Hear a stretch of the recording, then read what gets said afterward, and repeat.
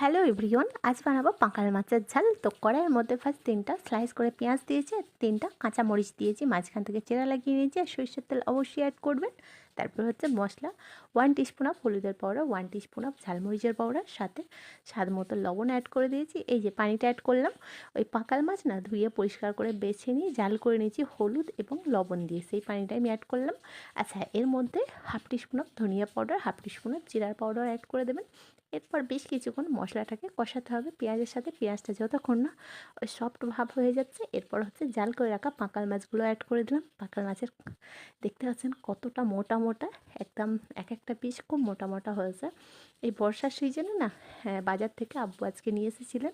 এই পাকাল মাছ দেখতে গেলে 20-25 বছর ধরে আর দেখতেই পাওয়া যায় না বাজারে, পুকুরে, খালে বিলে কিন্তু দেখতে পাওয়া যায় না। হঠাৎ দেখতে পেয়েছেন, আব্বু একদম নিয়ে চলে এসেছেন। তারপরে কি, মাছটা অ্যাড করার পর ওই 3 থেকে 4 বার মতো স্টার্ট করে পরিমাণ মতো পানি দিয়ে ব্যাস ঢাকা অফ করে 10 মিনিটের কাছাকাছি ব্যাস পাকাল মাছের ঝাল রেডি।